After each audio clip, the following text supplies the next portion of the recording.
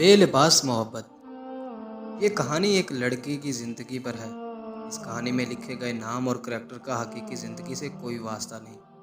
लिहाजा गुजारिश है किसी की ज़िंदगी के साथ ना जोड़ा और ना सोचा जाए। रीमा एक दरमियाने ख़ानदान से ताल्लुक़ रखती थी। रीमा के अब्बू लाहौर की एक फैक्ट्री में मुलाजिम थे। डे नाइट ड्यूटी की वजह से अक्सर फैक्ट्री में रहते। इनका खुद का घर भी लाहौर में वाक़या था, लेकिन फैक्ट्री से काफ़ी दूर था। रीमा की माँ हाउसवाइफ थी। रीमा 21 साल की खूबसूरत जवान लड़की थी। दराज कद, सफ़ेद रंग, गोल चेहरा, शौक बड़ी आंखें, बारीक होंठ और कोल्हों को छूते हुए लंबे बाल। इनके चेहरे पर कोई निशान न था, सिवाय एक छोटे से तिल के जो इसके होंठों के करीब था और खूबसूरती में इजाफा रहता था।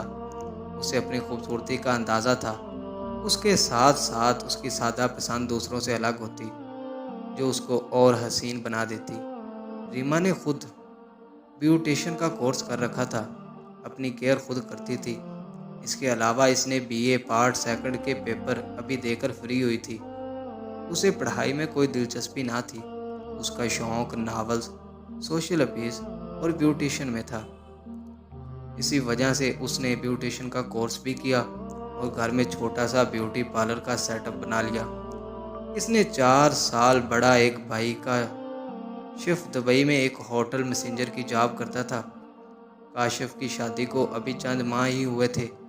रीमा से 2 साल छोटी एक बहन थी, किरण, जो एफएससी पार्ट फर्स्ट की तलबा थी। किरण भी हुस्न के लिहाज से रीमा के मद्दे मुकाबिल थी। ऐसे लगता जैसे दूसरी रीमा हो, लेकिन इसका कद रीमा से थोड़ा छोटा था। किरण ज़्यादातर पढ़ाई को वक्त देती थी। ये सर्दियों की रात थी। रीमा और किरण का रूम एक ही था। रूम काफ़ी बड़ा था। दोनों के अलग अलग बेड थे, जिनमें कुछ फासला था। रीमा, जो हमेशा की तरह आज भी बैठी फेसबुक देख रही थी, उसने बहुत से ग्रुपों को ज्वाइन कर रखा था, जिसमें कुछ अच्छे और कुछ बुरे थे। आज उसका मूड कुछ अजब सा, बोरियत सा था। एफएसबी स्क्रॉल कर रही थी। उसकी नज़र एक रोमांटिक तस्वीर पर पड़ी, जिसके साथ एक कहानी लिखी हुई थी। वो उसको पढ़ने लगी। वो पहले भी ऐसी तस्वीरें देखा करती थी, लेकिन इस तरह की तहरीर पहली बार पढ़ रही थी। वो कहानी को पढ़ते पढ़ते खुद को कहानी में महसूस करने लगी। उसकी धड़कन तेज़ होने लगी। इतना सर्दी के होते हुए उसे गर्मी सी लग रही थी। वो एक हाथ से कंबल को खुद पर ओढ़ कर थमा हुआ था। वो जैसे जैसे पढ़ती जा रही थी, उसे अपने अंदर तक एक अजीब सी फीलिंग्स का एहसास होता जा रहा था। अचानक अपने ट्राउज़र के दरमियान से ज़ोर से पकड़ लिया और आंख बंद करके बेड से टेक लगाकर बैठ गई। अपने होठों को दांतों में दबाए हुए खुद से कहने लगी, शिट शिट शिट, नहीं नहीं, ओह प्लीज़ नहीं। ऐसे ऐसे लगा जैसे उसके जिस्म से कुछ बह गया हो। उसे सर्दी में पसीना सा आ गया। धड़कन के सही होने का इंतज़ार करने लगी और वो आगे कहानी को अब पढ़ना नहीं चाह रही थी। उसकी हिम्मत जवाब दे चुकी थी। वो आंखें बंद करके बस बैठी थी। उसे अब खुद पर गुस्सा सा आ रहा था। ये क्या हुआ? उसे लम्हे में उसे दूसरे हाथ से पोस्ट पर लाइक होगी। पोस्ट को लाइक होते ही साउंड उसने सुन लिया था, लेकिन उसने बंद आंखें अभी ना खोली। कुछ दिल बाद उसने आंखें खोली, पोस्ट को अनलाइक किया और जल्दी से वॉशरूम चल दी। फ्रेश होकर आने के बाद उसने मोबाइल दोबारा उठा लिया। उसने देखा कि मैसेंजर टेक्स्ट का नोटिफिकेशन आया है। उसने मैसेंजर रिक्वेस्ट को चेक किया तो मैसेज किसी दान याल का था, जिसकी वो पोस्ट थी। रीमा ने मैसेज देखा और पढ़ने लगी, आपने पोस्ट को लाइक करके अनलाइक क्यों किया? क्या इतना बुरा लगा? रीमा को मैसेज पढ़कर गुस्सा आया। फिर उसने रिप्लाई दिया, नहायत ही घटिया इंसान हो तुम, वैसे ही घटिया सोच।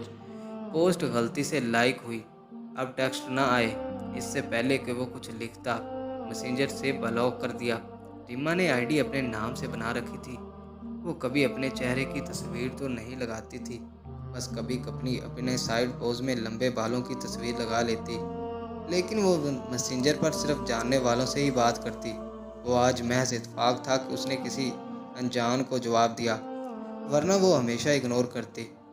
रीमा ने मोबाइल को एक तरफ रखकर लेट गई और कंबल को खुद पर ओढ़ लिया। वो आंखें बंद किए कहानी के बारे में सोचने लगी। दानियाल 26 साल का लड़का था।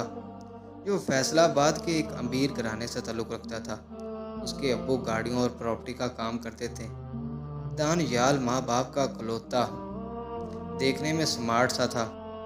चेहरे पर हल्की सी शीव, काली नशीली आंखें, एक डंपल जो उसके चेहरे पे कशिश बना देता था। उसकी गंदमी रंगत खुद लड़कियों की कमज़ोरी बन जाती। उसके अलावा उसके अंदर लड़कियों को फंसाने की एक महारत थी। खुद भी उसने मास्टर साइकोलो में किया था। वो अक्सर इन लड़कियों को उनकी साइकी से जज करता, उनकी प्रोफाइल देखता, किसी को अपनी अमीरत दिखाता तो किसी को अपनी रोमांटिक लाइफ सुनाकर फीलिंग्स जगाता, तो कभी किसी की दुख भरी लाइफ सुनकर उसका सहारा बनता। लेकिन हकीकत में उसका एक ही टारगेट होता कि लड़की के साथ क्या करना है, उसकी वीडियो और बुरहाना तस्वीरें बनाना होता। दानियाल सोशल मीडिया पर हकीकी ज़िंदगी में सिर्फ खूबसूरत लड़कियों से ही दोस्ती करने का शौक़ रखता था। वो सोशल मीडिया पर एक बार तस्वीर लेने तक अपनी झूठी बातों का जाल बिछाता रहता और झूठी बातें बताता। लड़की की फेस की तस्वीर लेने के बाद वो देखता कि आगे बात क्या करे या ना करे। उसे इस बात की फिक्र ना थी कि लड़कियां कहाँ की हैं। वो बस डेट प्लान करता और अपनी गाड़ी लेकर पहुंच जाता और हर एक लड़की से एक या हद 2 बार डेट करता और बस छोड़ देता। बेलुबास मोहब्बत। एपिसोड 2। असद रीमा का चचा ज़ाद कसन था। उम्र में वो काशिफ के बराबर का था। सफ़ेद रंग, डार्क ब्राउन क्लीन शेव और ताकतवर जिस्म की वजह से वो काफ़ी हैंडसम और अंग्रेज़ दिखता था। वो भी दुबई में रहता था, लेकिन काशिफ और ये अलग रहते थे। वो पाकिस्तान 3 साल से नहीं आया था। हालांकि असद काशिफ का साला भी था और अभी जब काशिफ की शादी हुई उसकी सगी बहन फौजिया से हुई, तब उसने छुट्टी ना मिलने का बहाना बनाया और पाकिस्तान ना आया। बचपन में रीमा और असद की दोस्ती काफ़ी थी। वैसे भी दोनों जानते थे उनके घर वालों ने उनकी शादी आपस में ही करनी है, तो दोनों एक दूसरे को पसंद भी करते थे। जैसे जैसे दोनों बड़े होते गए रीमा तो बेपनाह मोहब्बत करने लगी, लेकिन असद के दिल से रीमा की मोहब्बत कम होती गई। उसकी एक वजह यह भी थी कि वो असद को वो कुछ करने का मौका नहीं देती थी जो वो शादी से पहले चाहता था। इसी वजह से वो और लड़कियों में इंटरेस्ट रखने लगा। दुबई आ जाने के बाद शुरू में उनकी बातें होती थी, लेकिन फिर असद दुबई की खूबसूरती में खो सा गया और रीमा को इग्नोर करने लगा। लेकिन जब भी असद अकेला महसूस करता या उसका दिल करता, रीमा को मैसेज कॉल करता। रीमा हमेशा जवाब देती, जैसे वो इंतज़ार में हो। असद को इतना यकीन था कि वो चाहे जितना रीमा से दूर रहे, रीमा किसी और की नहीं होगी। इसका प्लान भी यही था कि अभी मज़े कर लें, इधर उधर भी शादी भी कर लेंगे। किरण नोट करने लगी, रीमा अब हर वक्त खासकर आधी आधी रात तक दानियाल से बात करने लगी। पहले रीमा असद की ऑनलाइन होने ना होने का इंतज़ार करती थी, लेकिन अब दानियाल के साथ खुद को मसरूफ़ रखने लगी थी। इधर दानियाल अब हर दूसरी तीसरी रात रीमा को कॉल पर रोमांस कर कर के उसको सुकून देने लगा। वो तब तक सुकून ना लेता जब तक वो अंदर से भीग भीग कर थक ना जाती, और इसी वजह से रीमा को सुबह गुस्ल करना पड़ता। किरण वैसे तो गहरी नींद सोती थी, लेकिन एक रात ये कॉल पर जब रोमांस कर रहे थे तो किरण की आंख खुल गई और वो रीमा की सिसकनी की आवाज़ गौर से सुनने लगी। बस करो यार, बस करो यार, मैं थक गई हूँ। वो रीमा के पास आई और कंबल हटा दिया। पूछा कि रीमा क्या कर रही है, ये क्या हो रहा है। ये कहते हुए लाइट ऑन कर दी उसने। रीमा को ऊपर से नीचे तक देखने लगी, जो पसीने में शरबूत थी। रीमा ने जल्दी से खुद को जिस्म को समेटा, गाल कट की और गुस्से से किरण की तरफ देखकर बोली, बदतमीजी है, तुम सोई नहीं। ये कहते हुए वो उठी और दानियाल के को वेट का मैसेज किया और एक नज़र किरण को देखते हुए एक लंबी सांस ली और बोली, उठ गई वो तो चाय बनाओ। ये कहकर वो फ्रेश होने के लिए वॉशरूम चल दी। किरण अभी तक हैरान थी कि उसकी हुलिया और हालत के पीछे से देख रही थी। फिर किचन में गई और चाय बनाने लगी। एक कप चाय का रीमा को बढ़ाते हुए वो भी उसको बेड पर बैठ गई और रीमा को बोलने का इंतज़ार करने लगी, जो खुद दानियाल से मैसेज पर बात कर रही थी। फिर दानियाल को बाइक और मोबाइल साइड पर रखकर मुस्कुराते हुए बोली, जी मैडम, तुम कब उठी थी। और साथ में चाय का कप होंठों से लगाकर स्लिप लेने लगी। जवाबन किरण ने सवाल कर दिया, मैं कब और क्यों उठी ये ज़रूरी नहीं, लेकिन तुम्हें क्या हो गया है यार, क्यों तुम इस घटिया इंसान से बात करती हो जो तुम्हारी इज्जत को मजरू कर रहा है। उसने बिस्तर की तरफ नज़रों से इशारा किया। किरण कुछ देर खामोश हुई और फिर से बोली, तुम जानती हो कि तुम्हारी शादी असद भाई से होनी है बल्कि हो चुकी होती। अगर उसको छुट्टी मिली होती तो खुद भी तो असद भाई से प्यार करती हो ना। फिर वो रुकी और बोली, मैं असद भाई को बताती हूँ, वो खुद तुम्हें समझाएगा। वो रिमा से मोबाइल लेने का इशारा करते हुए बोली। रेमा ने चाय का कप ख़त्म किया और सुकून से बेड से टेक लगाकर किरण को देखते हुए बोली, उठाओ, करो मैसेज और देखो कितने अरसे के बाद वो सीन करेगा। फिर एक हुना से उसने गर्दन को झटका दिया। एक खामोशी के बाद बोली, यार मैंने कुछ गलत नहीं किया। दानियाल अच्छा लड़का है, बल्कि असद से ज़्यादा अच्छा है। असद को मेरी फिक्र नहीं, तुम जानती हो आखिरी बार उसने खुद मुझे कब कॉल की थी। हाँ ठीक है, हम दोनों शुरू से एक साथ रहे, लेकिन यार जितना उसे चाहती हूँ मुझे उसको अंदर इतना चाह नज़र नहीं आई।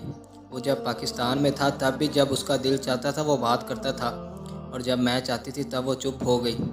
एक पल के बाद फिर बोली, मुझे कभी कभी लगता है जैसे वो मेरे पास होते हुए मेरे पास नहीं। अब मैं उसको कॉल करूँ या मैसेज तो बस सीन कर लेना या इग्नोर कर लेना।